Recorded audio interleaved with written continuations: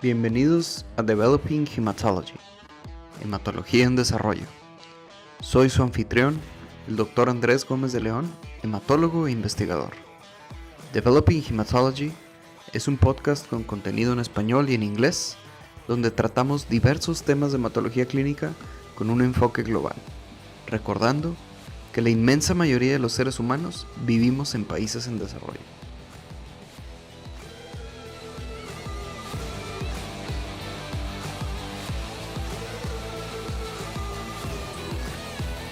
Muy bien, saludos a todos, bienvenidos a otra edición de Developing Hematology, Hematología en Desarrollo. En esta ocasión tengo el placer de presentar a dos participantes que ya han estado con nosotros en episodios previos del podcast. Tenemos al doctor Guillermo Ruiz Argüelles, hematólogo eminente de la ciudad de Puebla, donde es el director de la Clínica Ruiz, uno de los investigadores, si no es que el investigador más prolífico de la hematología mexicana, y él trabaja pues en la medicina privada principalmente y también es profesor de varias universidades de Puebla, entre otras. Guillermo, ¿cómo estás? Buenas noches. Andrés, buenas noches, ¿qué tal? Y tenemos también aquí al doctor David Gómez Almaguer, también ya ha estado con nosotros hablando recientemente de púrpura trombocitópnica inmune. El doctor David Gómez Almaguer es un hematólogo, jefe de hematología del Servicio de Hospital Universitario de la Universidad Autónoma de Nuevo León de la ciudad de Monterrey. Él también tiene muchos centenares de publicaciones, muchas citas y también es amigo del doctor Guillermo Ruiz Argüelles. Tiene una relación ya de algunos años. ¿Dónde se conocieron ustedes dos para nuestro auditorio que no los conocen? Nos conocimos en el entrenamiento cuando hicimos la residencia. Yo estaba de residente de hematología, el R2, y Guillermo entró en el R1. Y de entonces hemos llevado una buena amistad.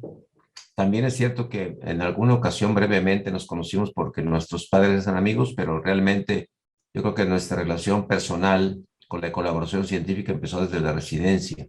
De hecho, hicimos alguna publicación juntos en la revista Inversión Clínica en algún momento. Ahí empezamos a trabajar y desde entonces hemos llevado una amistad y colaboración de muchos años y también entre nuestras instituciones, lo cual nos ha traducido en algunos muchos beneficios, publicaciones, reconocimientos, en fin. Creo que ha sido una relación amistosa y profesional muy, muy agradable.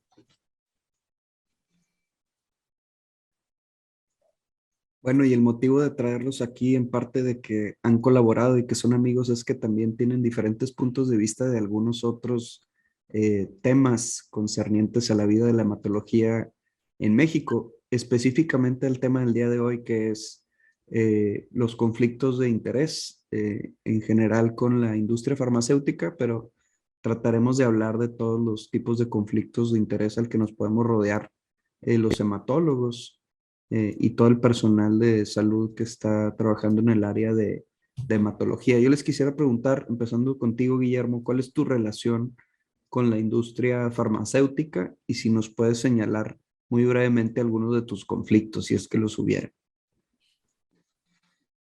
Sí, bueno, en realidad tengo poca relación con la industria farmacéutica y esto deriva del hecho de que desde hace muchos años he estado haciendo énfasis en los peligros de una relación, digamos, que no sana ni transparente entre los médicos quienes prescriben ciertos fármacos y las compañías que los producen.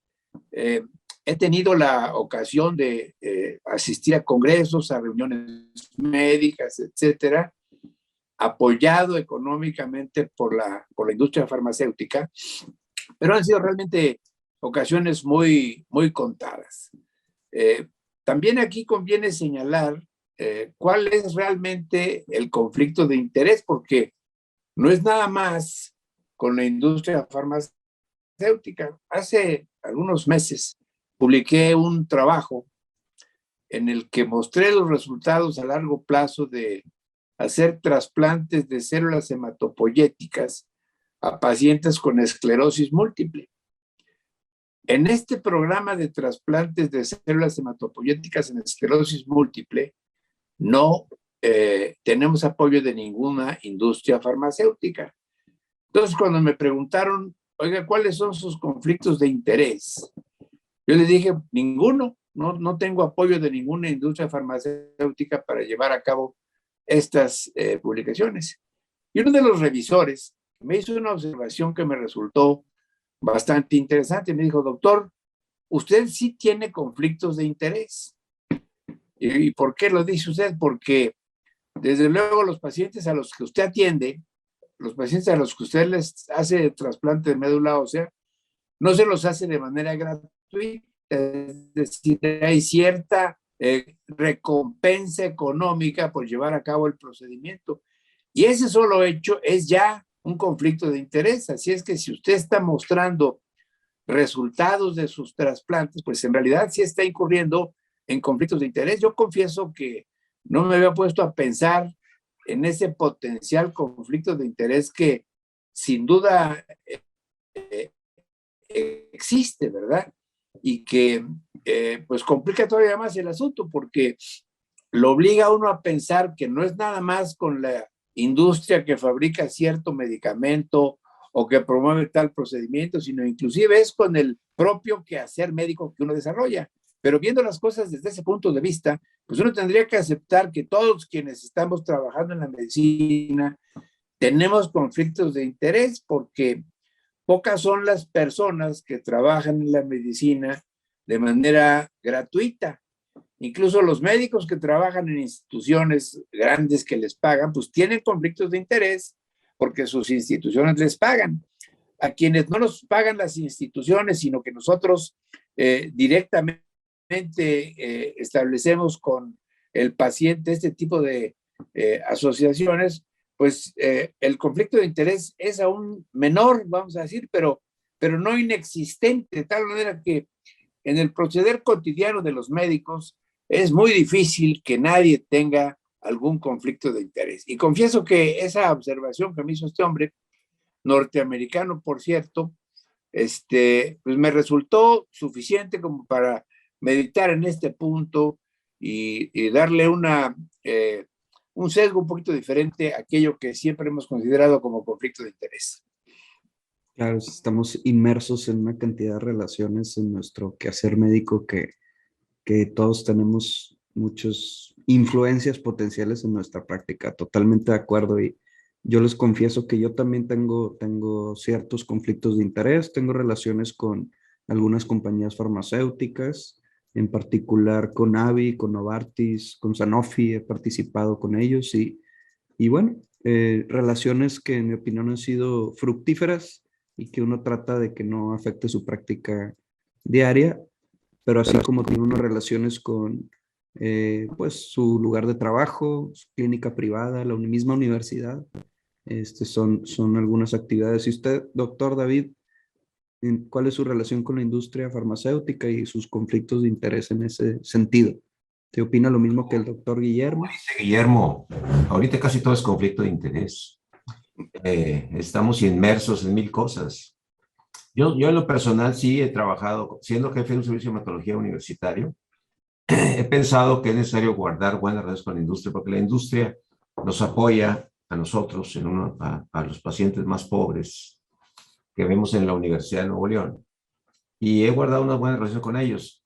Sin embargo, creo haber sido bastante independiente de influencias de la industria y creo también que conmigo han sido bastante, ¿cómo te diré?, tolerantes. Hace algunos días di una charla en el hospital sobre mieloma múltiple, auspiciada por una compañía farmacéutica, y ellos me mandaron algunas diapositivas y una leyenda que decía que esas diapositivas no podían modificarse. Yo de inmediato les dije que yo así no trabajaba y que en ese caso yo no iba a dar ninguna conferencia. Inmediatamente me respondieron que no, que era un error y que ellos podían aceptar cualquier conferencia que yo quisiera dar. Y lo hice, la modifiqué sensiblemente y no hubo ningún problema. pero sí he sido conferencista y advisory y recibo honorarios por ello. También debo decir que hubo un cambio en la industria farmacéutica. Miren, hace muchos años, la única forma de complacer a un doctor o agradecerle a un doctor su participación era invitarlo a un congreso. Tanto el doctor Ruiz Argüelles como un servidor hemos sido invitados y hemos aceptado muchos ofrecimientos de la industria a ello. No nos pagaban. Y entonces, eso en algunos casos creó algún problema porque en teoría tú no eras influenciado directamente, pero la verdad es que recibías un beneficio. Incluso en alguna ocasión, por ejemplo, mi esposa y yo viajamos a Nueva York a un congreso, pagados por la industria. A ella le pagaron también el viaje y nos hospedó en un hotel de lujo que se llama Waldorf Astoria, de una cena en el poniente de las Torres Gemelas. Ese tipo de historias ahí eran muy comunes. Entonces no eran fáciles de medir. De hecho, podría ser que te dieran a ti en especie mucho dinero y no en una relación profesional con ciertas condiciones. Hace algunos años cambió, ya no recuerdo cuánto, yo creo que unos 15 años, y la industria se vio obligada, para mejorar esto, a tener contratos y establecer unos honorarios. Entonces ya no había ¿cómo se dice? No quedaban bien contigo subliminalmente, era muy claro, yo te pago, das una conferencia, acabó mi relación contigo, se termina. Entonces eso era, por lo menos era más transparente, es más transparente, pero no deja de haber cierto, obviamente, conflicto y uno, ya sea voluntaria o subliminalmente, pues quiere quedar bien con los que lo apoyan. Ahora, hay otros tipos de conflictos muy interesantes, por ejemplo, que yo quiero mencionar, aunque luego haremos quizás más comentario. Por ejemplo, un médico receta un medicamento. Y la pregunta es, ¿por qué lo receta? Pues porque él fue a una conferencia donde vio un experto contratado por la industria, pero que no deja de ser experto y que da una opinión sobre un medicamento determinado, en una enfermedad. Pero resulta que él se basa en algún artículo ya publicado en revistas muy famosas, como el New England Journal of Medicine, como el Blood, artículos a veces con evidencia científica, aleatorizados, doble ciego, que no hay duda de que funcionan aparentemente. Y entonces el médico se ve ya seducido por el conferencista, pero además, entre comillas, obligado a recetarlo. Porque ahora resulta que los pacientes tienen acceso al Internet. Y yo he visto enfermos que llegan conmigo con artículos científicos. En Estados Unidos, ustedes lo han visto, hay publicidad en la televisión de productos y le dice, pregunte a su doctor, porque este medicamento fulano sirve mucho en el mieloma múltiple, por ejemplo, o la leucemia. Entonces el paciente llega y pregunta, y como la FDA lo tiene aprobado, pues entonces entras ya en cierta obligación de recetarlo, ¿verdad? A eso voy con que estamos inmersos ahora en una serie de presiones por hacer ciertas cosas que si no las haces, el enfermo con cierta razón puede decir, oye, doctor, espéreme, ¿por qué me está haciendo esto? Yo he tenido que recetar algunos tratamientos viejos y explicarle al paciente, mire, esto no es lo que se usa, a mí me va muy bien con esto, con esto, con esto. Y le he explicado, esto no lo voy a encontrar así, lo que se usa es esto y esto. Por ejemplo, leucemias son las peludas. La gente le tengo que explicar que son medicamentos importados y que yo quiero usar interferón y rituximab combinados que me ha ido muy bien. Y he logrado en algunos casos gente muy culta y educada y con poder económico que acepten el tratamiento. Les aclaro con totalmente honestidad que eso no es lo que le recomendaría a Estados Unidos. Pero eso se batalla mucho para hacerlo y uno corre el riesgo de perder pacientes. Yo entiendo que hay médicos que buscan siempre recetar lo que esté a la moda, no necesariamente por las conferencias, simplemente porque las conferencias son apoyadas por artículos muy elaborados por la industria, que no siempre reflejan la práctica real de la medicina, ¿verdad? En fin, es un tema que le puedo dar muchas vueltas. Nada más quiero decir que creo que estamos rodeados de muchos conflictos de interés y que no es fácil mantenerse, ¿cómo se dice?, limpio, como dicen el cisne que vuela en el pantano acaba de alguna u otra manera enlodado. Súper, y creo que tocaste varios puntos muy interesantes con lo que nos platicas. Específicamente regresando a lo primero que dijiste, que la industria pidió que modificaras o que no modificaras algunas diapositivas. Y eso es, pues en sí, problema de por qué debe uno tener mucho cuidado al tener estas relaciones con la industria. Diferencias puntuales en pertenecer al speaker board, al roster o a la lista de personas que tiene la industria contratadas para dar comerciales de sus productos en la manera de charlas médicas, que es algo en lo que con lo que tú estás peleado, ¿verdad, Guillermo? Si no me equivoco.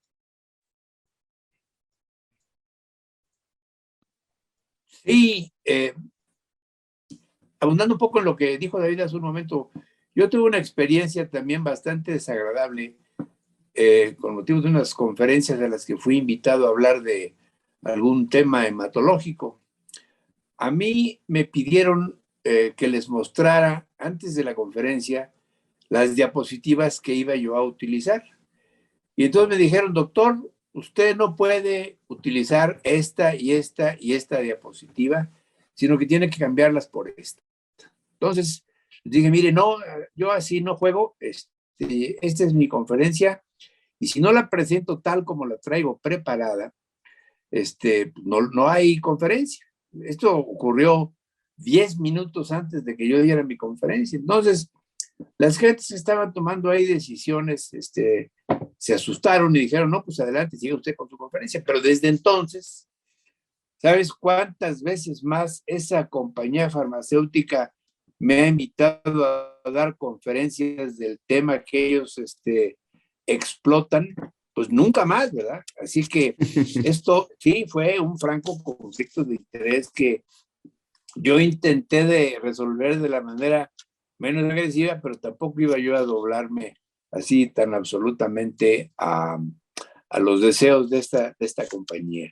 Y esto me lleva de la mano a lo que tú ya señalaste de el tipo de conferenciantes que la industria elige, estos llamados líderes de opinión, en inglés, key opinion leaders, gentes que supuestamente saben mucho de un tema y que son contratados por la industria para hablar de tal o cual tópico en el cual el medicamento A es el más adecuado para que el paciente encuentre mejoría a su enfermedad. Estos líderes de opinión son en realidad agentes de medicinas disfrazados y ellos lo aceptan. Hay médicos quienes han hecho su vida a lo largo de muchos años haciendo eso. Van a las llamados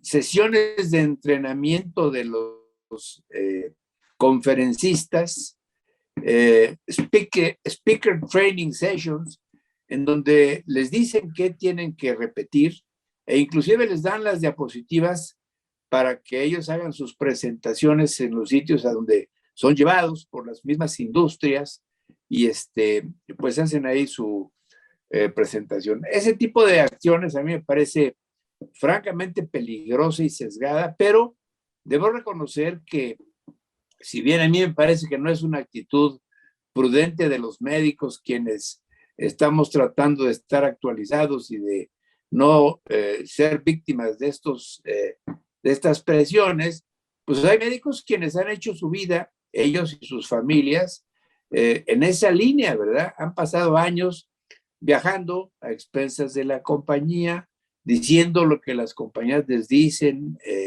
y demás. Esa es una forma de generar conflicto de interés, pero hay otras, ¿verdad? Hay otras más sofisticadas que suponen, por ejemplo, la conducción de estudios en diversos lugares y después la recopilación de datos por parte de gentes de la industria. No es infrecuente la práctica aquella de que fulanito de tal participó en un estudio prospectivo de tal medicamento en tal enfermedad, logró meter 2 o 3 pacientes y el señor de la industria escribió el trabajo y lo publicó. Las gentes de la industria tienen escritores profesionales que en otros ámbitos se llaman escritores fantasmas, ghostwriters, que escriben los datos y uno realmente como investigador no logra saber si realmente están interpretando los datos como se encontraron o si les están dando algún sesgo pues derivado de las influencias de la industria. Ahí hay otro punto también de conflicto en estas actividades pseudoacadémicas, en las cuales a veces se genera información que en ocasiones no es fácil de confirmar, ¿verdad? Entonces, Claro. pues hay que tener cuidado con esas cosas porque son peligrosas y desde luego que meten ruido ahí en los conflictos de interés. Hay también algunos conflictos de interés interesantes, por ejemplo, de la sobreinterpretación de los hallazgos, ¿verdad? Y uno que está ahora de moda es el de la enfermedad residual mínima que hay que medirles a los pacientes, fundamentalmente en dos enfermedades, en mieloma múltiple y en leucemia linfocítica crónica. Ahora, está de moda medir la enfermedad residual mínima y los medicamentos nuevos y los procedimientos nuevos pues permiten que esa enfermedad residual mínima desaparezca. Y hasta ahora no se ha demostrado que quien tiene enfermedad residual mínima va a vivir más tiempo que el que la tiene persistente, pero en límites bajos que le permite hacer su vida normal. Ahí hay otro conflicto de interés, la sobreinterpretación de la utilidad de estas pruebas de laboratorio para escribir puntos y demás. Es decir, los puntos en donde hay posibles conflictos de interés son innumerables. A mí me gustaría regresarme un poquito para tal vez ayudarle a nuestros podescuchas a distinguir a lo mejor entre las diferencias de lo que pudieran estar expuestos y después pasar a hablar de la influencia en la academia.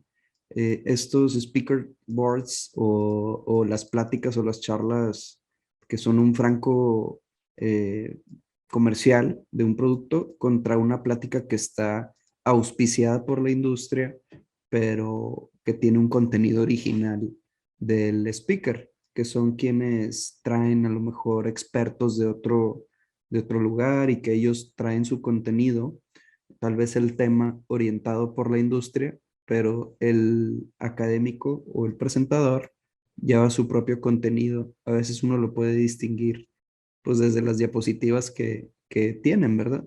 Y aquí el doctor David también nos puede platicar de su experiencia como, pues, digamos que habiendo dado varias charlas auspiciadas por la industria, pero no como un speaker formal. Otros tipos de colaboración con la industria son la manera de advisory boards o consultorías. No sé si nos puedas platicar un poquito de tu experiencia como ello, ¿verdad? Del lado que no es tan malo. Bueno, bien, como dice Guillermo, yo también casi invariablemente he participado en muchas conferencias y siempre trata uno de no dejarse llevar por la industria. También es cierto que cuando tienes cierto nivel académico, le eres atractivo a la industria y por una parte, y por otra parte, eso te permite mucho más libertad, así como comentó Guillermo. No te dejas ser manipulado y logras tú dar tus datos personales y no hay problema. Por ejemplo, en alguna ocasión me toca dar una plática en Sudamérica sobre un medicamento que eleva las plaquetas, pero yo tengo experiencia con otro medicamento competidor y no tuve ningún problema en mostrar mis datos del competidor. Es decir, no fui censurado por ello. Y tampoco, aunque revisaron mis diapositivas, probablemente por el tipo de personaje que es uno, que, como es Guillermo, no tuvimos tanto problema en que eso fuera aceptado. En general, a mí no me ha ido mal. Los advisories son interesantes porque tú oyes muchas cosas de experiencia de los presentadores, aprendes, oyes algunas cosas que todavía no se conocen y tú das una opinión genuina de lo que piensas. Y en lo personal me ha tocado dar, pues ahí sí, opiniones muy claras, a veces en contra de un producto, a veces de que no va a funcionar o que no se va a poder usar por alguna razón. Y yo creo que ese es un tema en que hay poco conflicto de interés en los advisory. Porque ¿Y qué tú, tanto creen, perdón, que en realidad te estén escuchando? Yo creo que, bueno, sabemos que los comerciales de la industria y las pláticas pagadas pues tienen su objeto que es promocionar el producto. El advisory board, ¿tú crees en realidad que quieren tu opinión o al revés quieren eh, que uno se siente ahí, que esté platicando con compromiso y que reciba ese tipo de información tal vez más privilegiada para ser influenciado a una Tienes toda etapa la razón. temprana? Tienes toda la razón. Ciertamente estás recibiendo información que te hace pensar que un producto es muy bueno y si tú eres, entre comillas, tienes líder de opinión o tienes clientela, whatever, lo que sea, ¿verdad? Obviamente ellos están interesados en que tú veas eso y te pueden influenciar. Eso es definitivo. Pero si tú eres suficientemente inteligente, pues eso la verdad no te... A mí en lo personal nunca he sentido que yo me me vaya a ser muy recetar o no por lo que estoy escuchando, ¿verdad? Eso no Claro, me ha pasado. A lo mejor por eso no me he dado cuenta de que eso puede pasar, pero sí admito que puedes tú irte a una reunión con la idea de que un producto es muy bueno, y que va a ser a todo dar y que eso te puede ayudar a recetarlo, ¿verdad? claro, ya También he visto yo conferencias en que he ido de consejero, he visto los resultados y me he dado cuenta que el producto, ahorita voy a decir uno, pero para no meternos no pelearnos con nadie, recuerdo un producto que daba 7 meses de supervivencia contra otro, contra la mejor terapia posible, y lo sacaban como muy interesante, y el conferencista era un personaje muy famoso, y obviamente yo ahí salí más bien pensando en ese advisory, que ese producto no valía la pena. Entonces prácticamente no lo he usado. De hecho, ahí la conferencia no sirvió para que yo lo usara, sirvió para que no lo usara, porque vi que el esfuerzo, el dinero y la calidad de vida del paciente no valía la pena por esos meses de diferencia. Eran pacientes con mielodisplasia, no voy a hablar del medicamento, pero evidentemente no salí convencido. Años después, debo decir que encontré un artículo canadiense que ese producto se utilizaba en el mundo real de Canadá, donde todo es gratuito. Y era interesante saber que aquellos pacientes que habían recibido el medicamento tuvieron menor supervivencia que el grupo control del estudio en cuestión. Es decir, el grupo control con el tratamiento de soporte vivió más que el grupo canadiense que recibió ese medicamento, lo cual reafirmó mi idea de que ese producto no era bueno, pero es interesante, esa conferencia en que yo iba de apoyo, de consejero, no sirvió para que me ayudara, en el contrario, sirvió para convencerme que no servía y que esos pacientes debían tratarse, en mi opinión, la mielodisplasia, siempre que se pueda, con un trasplante de neuronas. claro, pero ahí, bueno, tú como investigador ya veterano y digamos, con todo el conocimiento de la lectura crítica de la evidencia, pero ¿qué hay de la gente que está en entrenamiento? ¿Tú qué opinas, Guillermo? ¿Qué tanto tiene que estar expuesto un hematólogo o un médico en entrenamiento al contenido auspiciado por la industria? ¿Es algo bueno? ¿Es algo malo? ¿O cómo es? ¿Cuál es tu visión?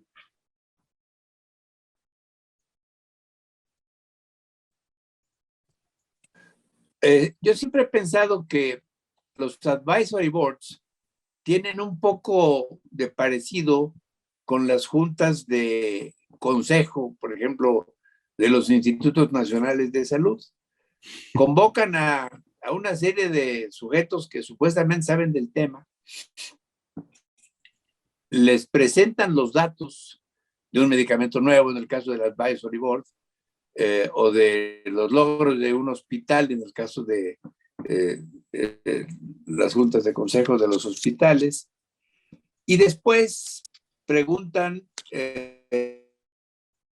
cuáles son las opiniones de los que están ahí, y uno las da, y se siente uno satisfecho porque le permiten a uno expresarse y demás. Pero de eso a que le hagan a uno caso, hay una gran diferencia. Entonces, en los advisory boards, habitualmente el tiempo que se ocupa en presentar los datos del medicamento nuevo es considerablemente mayor que el tiempo que se ocupa en escuchar a los expertos dar su opinión sobre la bondad de tal o cual medicamento, igual que pasa en las juntas de consejo. Yo tengo, por ejemplo, muchos años de estar dando opiniones de hospitales.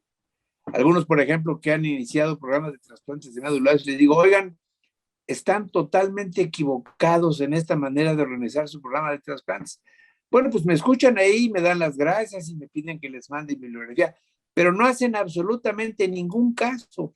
Yo tengo la impresión de que lo mismo pasa en los advisory boards porque no les importa lo que uno diga, lo que les importa es mostrarle al experto, al líder de opinión, a la gente que va a hacer comentarios sobre el medicamento, los datos que hay, ¿verdad? Así que yo creo que tienen también sus puntos discutibles, aun cuando sí reconozco que en los advisory boards las actividades académicas son de mejor calidad que en aquellos speaker training courses en donde llevan ahí a una bola de chavitos jóvenes recién egresados, les ponen los datos del medicamento y hasta les dan las diapositivas para que luego vayan a diseminar, entre comillas, el conocimiento nuevo en sus lugares de origen. ¿Y qué opinan de los hematólogos en entrenamiento? ¿Deberían de estar expuestos a este contenido de la industria? Sí, están, definitivamente están expuestos, pero la pregunta es, ¿qué tanto? Al menos en nuestro contexto. Bueno, yo pienso que sí, que yo creo que la obligación de sus guías, sus mentores, sus maestros, es hacerles ver otro lado. Yo en lo personal trato de hacerlo, ¿verdad? Les digo, tengan cuidado con esto, este producto es muy caro, este producto para lo que sirve no es suficiente. En fin, yo sí lo hago y con mucha frecuencia en mis presentaciones hago análisis de los costos. También es una cosa muy importante, ¿verdad? En costo-beneficio de cada cosa. Pero es inevitable, o sea, ellos lo van a hacer y lo pueden hacer leyendo, lo pueden hacer en conferencias por Zoom, lo pueden hacer en podcasts, en fin, hay mil cosas en que lo pueden hacer. Y no creo que es inútil intentar desanimarlos, ¿verdad? Por ejemplo, los llevan a comer y ahí les presentan un producto, pues que coman y que ya depende de ellos, ¿verdad? Que apliquen cierto criterio y que discutan con sus mentores estos hallazgos y analicen esto. También es la obligación probablemente de nosotros, en los que educamos gente, hacer mención de los mecanismos para saber interpretar un artículo científico y unos resultados. ¿Okay? Ese es algo. Y también leer claramente algunas cosas. Yo recuerdo alguna ocasión que un residente me decía, doctor, este nuevo esquema de quimioterapia, y ahí no era un problema de la industria, era un estudio universitario, alemán, era tratamiento de leucemia mieloblástica en niños y adolescentes. Y mire qué buenos resultados. Le decía, ¿ya leíste bien los resultados? Y decía, sí, doctor, tienen 60% de supervivencia a 3 años y 45 a tanto tiempo. Ok, pues se ven bien. Dice, es que a nosotros nos va tan bien. Sí, yo sé. Pero ya leíste cuánto tiempo estuvo internado el paciente. Y me dijo, ah, caray, ¿cuánto? No, 84 días en promedio. Entonces, la pregunta es, ¿tenemos esa capacidad? ¿Tener un paciente internado 84 días y sostenerlo con transfusión y antibióticos? Entonces ya desde ahí, aunque no fuera una lectura crítica, estadística, ese simple hecho te decía ver que ese sistema no funcionaba, ¿verdad? Yo creo que es obligación de que todos lean los artículos, los lean con cuidado y vean el cómo sí y el cómo. O sea, no es nada más la efectividad del tratamiento, sino también la logística del mismo, cómo se aplica y cómo se puede cambiar eso y si eso vale la pena. En fin, además de los análisis técnicos, estadísticos que deberían ellos aprender que están de moda, como el hazard ratio, las P's y, en fin, las significancias, todo aquello que se ha vuelto más elegante ahora. No sé si mejor, pero sí se nota más elegante, ¿verdad? No sé realmente qué tan mejor sea, que eso aplica en las decisiones. Muy bien. Súper. Bueno, yo les platico mi experiencia porque yo terminé hace poco y me tocó estar entrenándome en el contexto de un programa donde sí se permite que los representantes médicos y los MSLs tengan contacto con los residentes, porque hay algunos programas donde se prohíbe que la industria farmacéutica se acerque a ellos. Yo creo que está bien que nos aprendamos a relacionar con la industria. Al final del día no podemos esconder escondernos de su presencia en el mundo. Es una relación que va a estar ahí para siempre y que tenemos que aprender a llevarnos con ellos. Pero sí les puedo decir que me sentía bombardeado constantemente por todo tipo de representantes, industrias y productos que muchas veces ni siquiera pues podías utilizar ahí en el servicio, porque la mayoría de los programas de entrenamiento en México son de hospitales públicos que no tienen acceso a los productos que están vendiendo la industria, o al menos a los productos de momento que son los que más les dan eh, promoción. Entonces también sentí un poco fútil esos esfuerzos de llegar a mi subconsciente, pero uno no sabe si la intención es que te estés ya contaminado de sus mensajes subliminales para cuando termines tu entrenamiento y ya estés listo para prescribir con la pluma desenfundada para solicitar todo tipo de medicamentos costosos. Y bueno, no se diga ahora en la epidemia del Zoom, que cuando siendo residente que te invitaran a comer, estar ahí con tus amigos, a veces uno ni pela a los representantes ni los pones atención y era algo pues bastante divertido. Inclusive con muy buena relación con los agentes de la industria y está algo que uno disfrutaba, pero ahora con el tema del Zoom, pues es algo ya intolerable, al menos en mi opinión, ad nauseum, con correos todo el tiempo y reuniones. Yo la verdad es que no me meto ninguna y es algo que en mi opinión está totalmente ya saturada la educación médica continua gratuita, al menos en nuestro país, por estas pláticas de la industria y queremos más contenido original, contenido académico, libre de influencias como el que tenemos aquí en Developing Hematology. De pasada les presumo que este podcast no tiene ningún lazo con la industria farmacéutica, salvo el que pueda tener los speakers o los participantes que vienen a nuestro programa, cuyos comentarios no representan a ninguna compañía ni ningún interés escondido.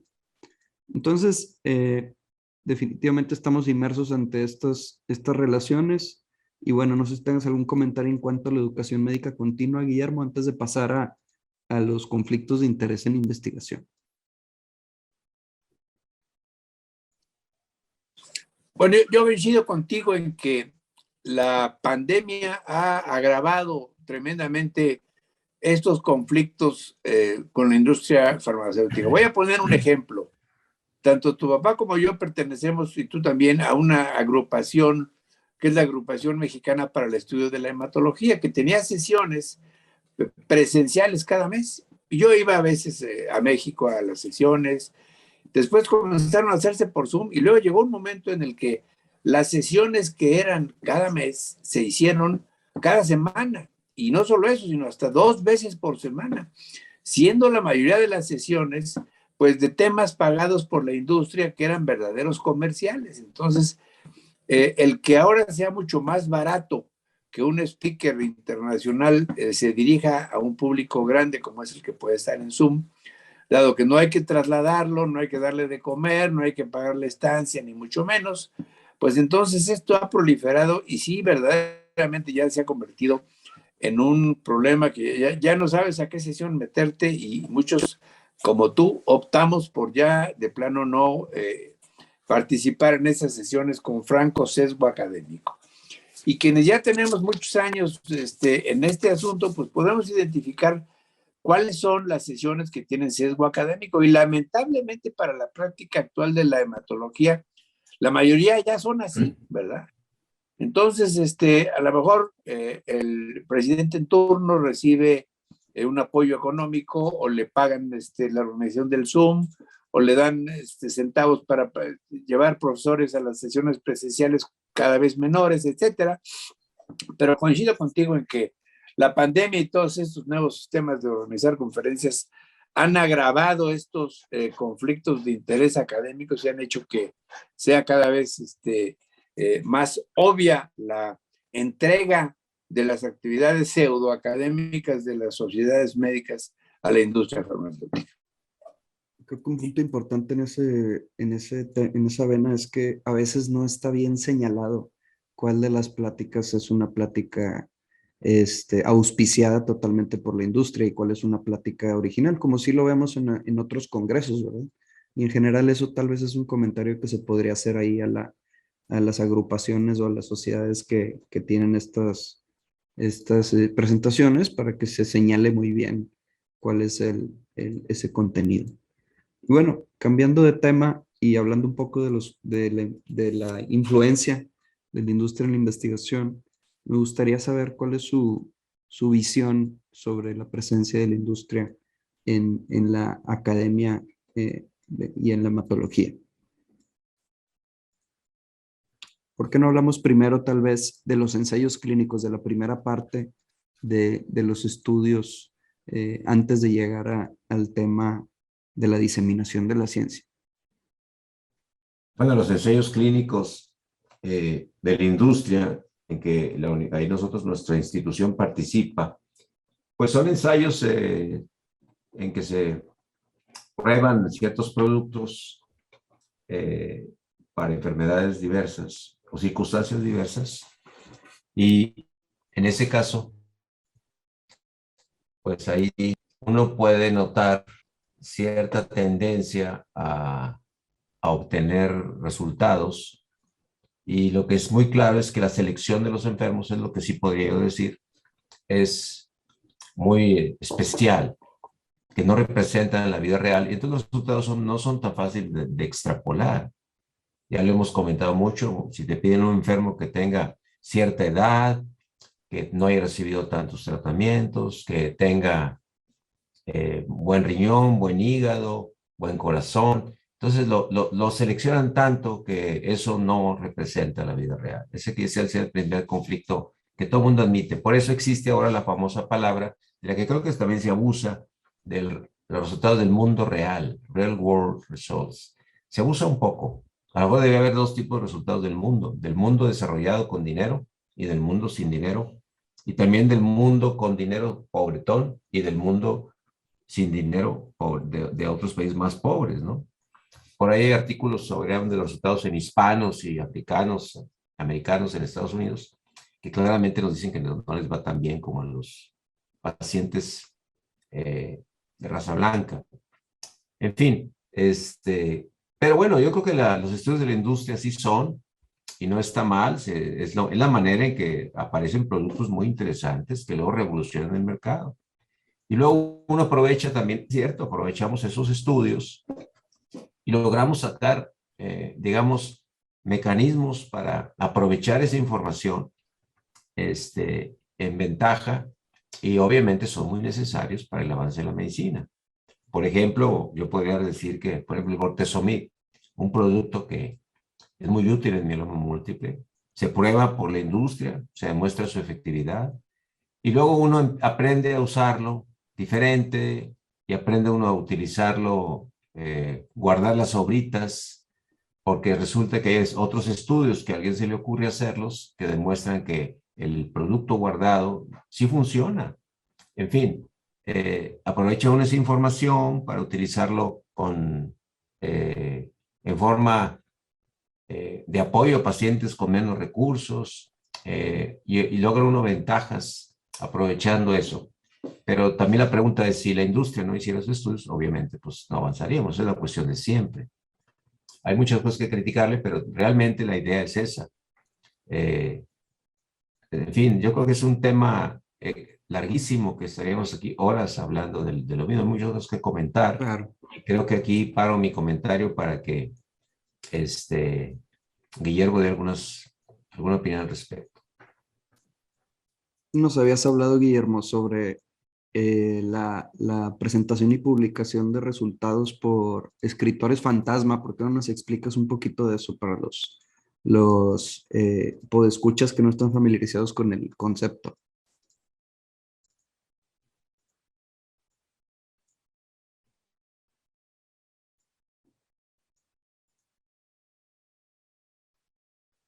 Creo que está teniendo ahí algunos problemas para activar su micrófono, pero hablando un poquito de esto, definitivamente los ensayos clínicos de la industria pues van a estar orientados hacia pues favorecer sus productos, es natural, Y bueno, no olvidamos que el paciente que entra a un ensayo clínico también puede obtener el beneficio de participar y obtener una molécula que le puede significar un impacto grande en sus probabilidades de sobrevivir o de mejorar su calidad de vida, siempre que sea una molécula prometedora o una terapia y que tenga un brazo control que sea pues estándar o que sea parte, que sea un estándar, un control apropiado.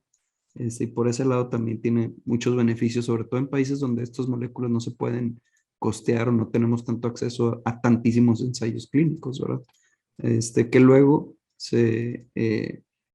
entran los pacientes acá y regresa la industria a vender el producto a un precio que nadie puede pagar, que eso es algo muy triste, pero bueno, algo que recientemente ha sido criticado como una manipulación o uso inapropiado de los países de medianos y bajos ingresos por la industria farmacéutica para probar sus moléculas en países de altos ingresos y que luego pues ya ni las gracias a este lado del mundo, ¿verdad?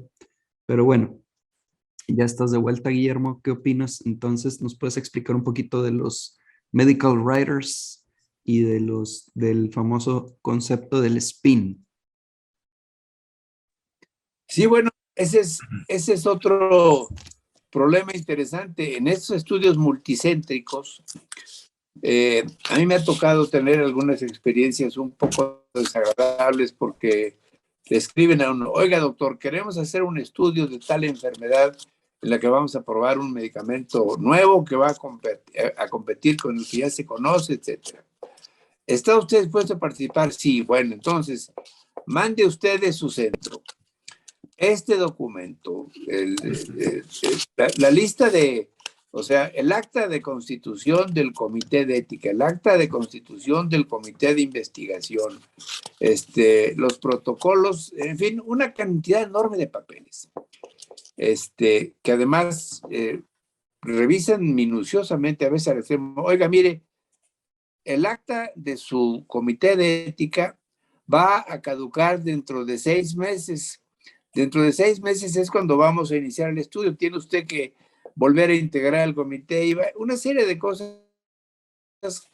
Y al final, muchas veces, de enviar todos esos documentos, lo cual lleva tiempo y esfuerzo, dedicación, les dicen: ¿sabe qué? De su centro solamente vamos a poder aceptar un paciente. Y el paciente que vamos a poder aceptar debe tener tales y tales características, tal como mencionaba David Gómez, y eso es casi imposible de lograr.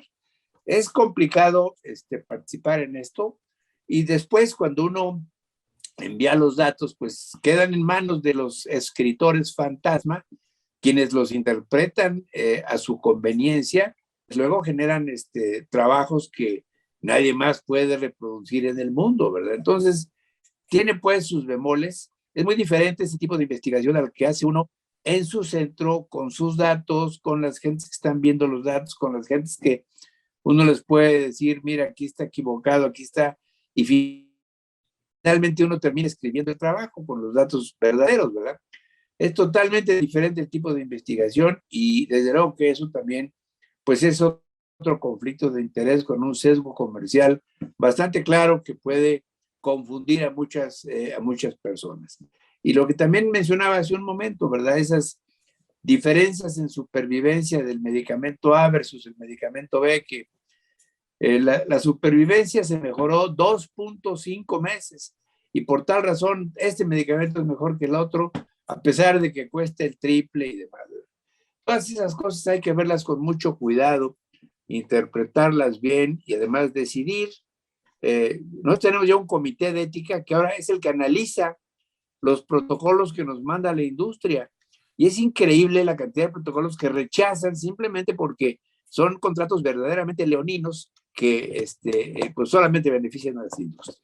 Hay que tener mucho cuidado con ese tipo de interacciones, pero sí tienen la ventaja de que dan el medicamento que podría nunca haber comprado tal hospital o tal institución de manera gratuita, y finalmente hay un número de pacientes que se benefician de esas investigaciones. Hay que ser pues bastante selectivo y manejar esto cada vez con más cautela. Ahí es donde entra lo que nos platicaba doctor David sobre la lectura crítica de los ensayos clínicos, de la investigación y de los papers que podemos ver, estas habilidades que uno debe adquirir en la residencia de medicina interna, en la residencia de hematología, o que a veces nunca se adquieren y es algo que uno tiene que ir aprendiendo, eh, sobre todo en nuestro país donde no es fácil tener este tipo de educación o no está incorporado en los currículums o en las currículas de los programas de entrenamiento, ¿verdad? Aunque esperamos que esto vaya cambiando cada vez, y bueno, con la disponibilidad del Internet y de los accesos y la educación, seguramente va a ir mejorando. Y bueno, pues sí, es un tema súper interesante que vemos mucho, al menos en la universidad. Hemos hecho un journal club donde podemos hablar de cómo, a veces hasta de una manera artística, escriben o le dan un spin positivo a un resultado negativo. Y es algo que a veces a mí en lo personal hasta me parece muy admirable, cómo pueden encontrar la manera de escribir algo totalmente nulo o muy trivial, como si fuera algo bueno o atractivo, al grado que convencen a veces hasta a uno, lo quieren convencer con esas técnicas oscuras. Pero bueno, también está el tema de los reviews invitados, que te invita a la industria a escribir un review como experto y te entrega todo picadito y en la boca. En fin, hay otras maneras en las que la industria puede extender su brazo pues es su influencia. Otros tipos de conflictos de interés que no están relacionados con la industria, con los que nos podemos ver, digamos, inmersos, ya Guillermo lo tocó al principio del episodio, son los que no son mediados por la industria en la medicina privada, ¿verdad? Los seguros de gastos médicos, los hospitales, otras instituciones, centros de infusión, las mismas instituciones académicas. Entonces, también, como dices, nos podemos ver en esos, inmersos en esos conflictos. ¿Qué opinan de eso? De la medicina privada y de los conflictos más directos que puede tener un médico, no tanto mediados por la industria. Sí, bueno, yo podría decir que sí, que como dice Guillermo, bueno, pues habiendo dinero de por medio, hay intereses. Y de hecho hay un conflicto de interés interesante. Tú, bueno, salió redundante la palabra, pero, ejemplo, la compañía de seguros solamente paga aquello que está en unas guías. El médico puede pensar que esas guías no necesariamente son lo mejor para el paciente. Sin embargo, la compañía te vigila ahora que tú utilices lo que dicen las guías y a veces hasta te revisa los dosis y los metros. Y a veces es muy bien explicar, por ejemplo, a un paciente que le vas a dar una quimioterapia y te dice, la cometa dice, sí, doctor, se la voy a probar, pero eso que usted le está dando está por debajo de lo que está indicado. Tienes que explicar, gastar el tiempo en decirles que es un paciente más de 70 años y que ahí está es correcto utilizar un 20% menos, por ejemplo, de la dosis. Entonces, todo eso es un constante conflicto y dificultad. Y también existe aquello de que un paciente, por ejemplo, una quimioterapia que se pone en un hospital, el doctor cobra más porque está más de ese paciente en el hospital. Y eso también crea un conflicto, ¿verdad? Y eso es algo ya bien difícil de resolver. Y yo diría que casi todos los médicos estiran de una manera o de otra. Y es bien difícil salir impune de esas circunstancias. A veces en beneficio del paciente tienes que aceptar ciertos requisitos. Por ejemplo, el trasplante puede hacerse ambulatorio, pero la compañía no paga ambulatorios. Entonces, pues vas al hospital porque de otra manera no se va a hacer el trasplante, aunque pudiera haber un poquito más de riesgo, y máxima ahora en la época del COVID. Hemos luchado porque se hagan trasplantes ambulatorios que la industria, que los seguros paguen. Lo hemos logrado en algunos casos, pero no en todos. Y ese es otro problema, ¿verdad? También existe la relación médico-paciente. Cuando el paciente no quiere lo que aparentemente es mejor para él y se vuelve un problema de negarle la atención o no. Por ejemplo, Es mejor que si usted se trasplante ambulatoriamente, el paciente no quiere, porque le da miedo, porque no quiere molestar a su esposa, porque no sé. Entonces, la pregunta es, ¿el médico debe negarse a atenderlo o ceder? Cosas de ese estilo. O sea, podríamos estar toda la noche hablando de muchos pequeños ejemplos en que el enfermo prefiere inyectado que tomado o tomado que inyectado. Y tú dices, oiga, mire, ese tratamiento es lo que usted recibe. Por ejemplo, un anticuerpo para el mieloma múltiple. Va por la vena. Doctor, no. Yo la vena no quiero, me da mucho miedo, yo quiero que sea tomado. Entonces el enfermo, tú crees que es lo mejor para él y el enfermo te está poniendo un conflicto en que tú te expones a, a que el paciente quede en un peor tratamiento, pero que no te abandone porque representa un beneficio económico. A veces hasta uno piensa, bueno, el enfermo va a hacer lo que quiera conmigo o sin mí, pues le voy a dar gusto, lo cual es un conflicto, ¿verdad? Un conflicto ético y de interés. O sea, es muy complejo toda esa maraña de Claro, circunstancias, los es decir, conflictos de interés morales, ¿verdad? Que están bien morales, descritos, más éticos, famosos en económicos. sí De es, hecho, en algún lugar alguien decía que si tú tienes interés económicos en alguna rayos X o en un laboratorio, quieras o no quieras, ya tienes un problema subliminal de alimentar esa industria. Uno trata de aislarse de eso, pero es muy difícil probablemente. Y puede ser que sin reconocerlo caemos en eso, ¿verdad? Es algo claro. que existe y que es muy humano y es difícil de manejar. ¿Y qué soluciones ya para cerrar esta discusión tan interesante y que repasamos varias esferas de la vida del médico, del profesional? ¿Qué soluciones puede haber para luchar contra estos problemas o qué podemos hacer nosotros para tratar de mantenernos puros y limpios, pulcros, aparte de bañarnos a diario? ¿Qué opinas, Guillermo? ¿Por qué no empiezas tú? Bueno, creo que la parte inicial es ir a reconocer los conflictos de intereses en los que uno puede estar metido. Después, tratar de minimizarlos, porque tal como señalamos desde el principio, es casi imposible no incurrir en ellos. Y además, hacerlos aparentes, declararlos, cuando va uno a hacer presentaciones, decir, bueno, miren, yo a lo mejor voy a hablar más de tal o cual estudio de laboratorio porque tengo un laboratorio y demás. Y en esa línea quisiera hacer una cosa interesante. Una de las áreas principales de conflicto de interés de los médicos que vemos pacientes es justamente la relación con los laboratorios de análisis clínicos.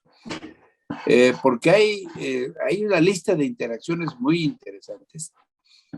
Justamente por el conflicto de interés que suponía mi quehacer como médico que atiende pacientes y demás, y además médico de laboratorio, hace más o menos unos 15 años yo renuncié a los laboratorios Ruiz y me quedé únicamente en la parte en la parte de la clínica. Y en esas condiciones, pues lo que he podido hacer es tratar de minimizar ese conflicto de interés. Con laboratorios productores de productos farmacéuticos, pues sí hay que tratar de hacerlo de manera seria, profesional, sin incurrir en presiones, o sea, sin dejarse presionar por los laboratorios.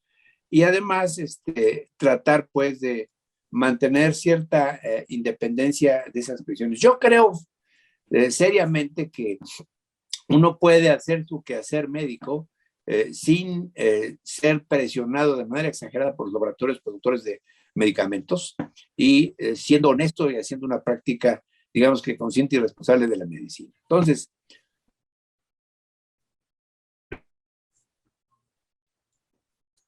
hacerlos patentes, hacerlos evidentes, tratar de minimizarlos en la medida de lo posible y no caer en el juego de las presiones de las industrias. Esos serían probablemente los puntos en los cuales yo insistiría para esto de manera más sana, pero reconociendo que es prácticamente imposible, tal como ya señaló el doctor Gómez, estar absolutamente libre de pecado en estas interacciones tan complicadas entre los médicos y la industria y los laboratorios y los pacientes. En fin, es complicado, pero hay que intentar hacerlo. Muy bien, doctor David, ¿algo que quisieras agregar? Bueno, pues yo creo que Memo tocó todo. Yo creo que la ética, la educación, etcétera, debe minimizar este asunto, aunque es muy difícil mantenerse, no ceder ante ciertas circunstancias. Yo creo, también debo recordarles, regresando a un tema previo, quisiera mencionar, regresar un poquito al tema de los escritores fantasmas. Todos los artículos científicos importantes tienen escritor fantasma. Yo no puedo creer que un tipo tan famoso, muy ocupado, pueda escribir un artículo en que hay 1000 pacientes y analizar los datos con cuidado. Eso es casi imposible. Un tipo firma ese paper, ese artículo, y ese hombre fue totalmente ayudado. Y así viene el artículo, si lo lees con cuidado vas a ver que tuvo ayuda de no sé quién. Entonces, ¿cómo va a ser? En lo personal, yo he participado en ese tipo de acciones y me he dado cuenta claramente que estás totalmente apoyado por una serie de gentes que te están ayudando. Creer que ese artículo del New England que rompió la barrera, por ejemplo, hace poco salió el tratamiento del mieloma BRD contra KRD. No sé cuántos pacientes eran, de muchos lugares.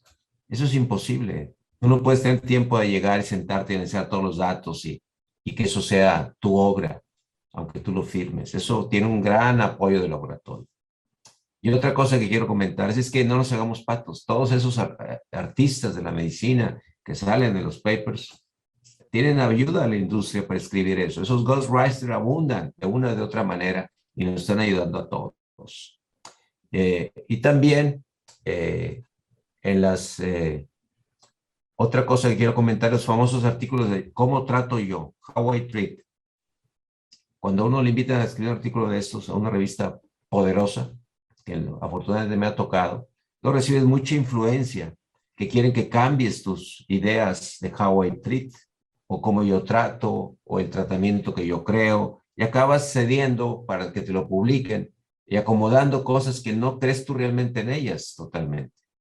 Así es que esos artículos de muchas revistas, no voy a decir cuáles, pero ustedes saben cuáles son, en que las leemos como si el doctor dijera, yo así le hago, créanme que están muy, muy sesgadas. Probablemente escritores de gran prosapia les digan menos. Y también existe otro concepto que yo llamo, que es, y lo sabe Guillermo, es lo que yo llamo el cartel de la medicina académica. Grupos de médicos que entre ellos se echan porras, se aceptan artículos y pasan todo. Y cuando alguien de fuera quiere meterse en ese pequeño círculo, es rebotado, no es citado. Eso lo he vivido yo personalmente. He entrado a algunos círculos, pero batallando mucho para que te dejen entrar. De repente te citan y más si es cosas innovadoras. En alguna ocasión una revista famosa me rechazó un artículo que me pidieron, no les gustó cómo lo escribí. Y el editor de otra revista importante, pero no tan importante, me dijo, no te apures. Un hombre de mucha experiencia me dijo, ese artículo es un why you, not me. El que te revisó no le gustó que tú fueras y por qué él no fue. Entonces es muy interesante todo ese mundo. Es un mundo que puede ser una película así como de cine, con intrigas y secuencias y reuniones. Es un amplio, amplio tema del conflicto de interés. Pero yo creo que cada quien debe mantener ¿cómo se dice? Su honestidad. En alguna ocasión también tuve la oportunidad de publicar un artículo. Si yo pedí ayuda a mis amigos del extranjero famosos, ese artículo iba a ser publicado, sin lugar a dudas. Preferí jugármela sin pedir ayuda, pensando que eran mis ideas. Obviamente no tuve éxito, porque no seguí el camino fácil del padrinaje, ¿verdad? De gente muy famosa. Yo quería que fuera realmente algo original. Entonces es difícil mantenerse incólume en este camino. Ya hablamos quizás de muchos temas, pero yo calculo que lo de siempre, ¿cuáles son las recomendaciones para mantener libre? Educación, Y no nada más una educación técnica, sino también una educación moral. Serte más culto te ayuda, informarte mejor. Cuando puedes aprender algunas técnicas de estadística, vale la pena para en la actualidad interpretar mejor los resultados. Y yo creo que eso sería no tener prisa por el dinero es importante. En lo personal, yo creo que eso hice algún tiempo, fui muy bohemio mis primeros años de la carrera. Después el dinero te alcanza un poco más o menos si eres un buen médico y trabajas honestamente. Creo que también eso es muy importante. Cuando tienes mucha prisa, es fácil caer en lo fácil, que a la larga no es bueno y es quizás hasta destructivo. Muchas gracias, son puntos de vista muy interesantes y qué bueno que nos platicas tu experiencia con el otro tipo de conflicto de interés que no hablamos, que es el del peer reviewer, el de la competencia entre pares, que puede ser un mundo de tiburones, ¿verdad? Entonces hay que tener cuidado. Uno nunca sabe quién es el reviewer número 2, puede ser tu mejor amigo y que te esté apuñalando por la espalda. Cuidado. No hay nada más peligroso que el mundo del sistema escondido de los manuscritos. Pero sí, pues definitivamente hay mucho de eso. A lo que nos tenemos que enfrentar los que estamos entrando en este mundo y que lo estamos conociendo. Y bueno, recapitulando las recomendaciones, estar educados, aprender del tema. Esto lo están haciendo al escuchar este capítulo. Muchas gracias por estar aquí. Estar reportando los conflictos de interés, reconocer que existe un problema al que todos nos enfrentamos, registrar los estudios que estamos haciendo, revisar que los estudios de la industria estén registrados y que tengan análisis preplaneados, que no sean análisis que se sacan de la manga, notar cuando el manuscrito no está escrito por la persona que lo está firmando, ¿verdad? Y bueno, también revisar y tal vez fomentar la creación de agencias regulatorias o instituciones que fomenten la transparencia, ¿verdad?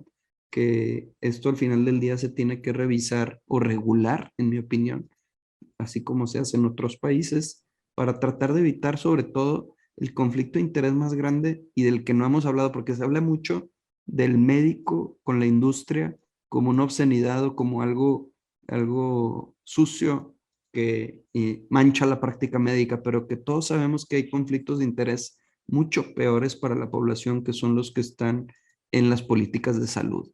El tema del poder de la política, de los pagos a niveles gigantescos, que son cosas que dañan a la población mucho más que una pluma de marca de una industria o un viaje a una ciudad X. Y esos son temas tal vez mucho más importantes que luego podremos discutir o no por el tema del miedo a la persecución. Pero bueno, muchas gracias por estar aquí. Este fue otro capítulo de Developing Hematology, Hematología en Desarrollo. Un placer tener aquí al doctor Guillermo Ruiz Argüelles, al doctor David Gómez Almaguer. Muchas gracias y nos vemos a la próxima. Gracias.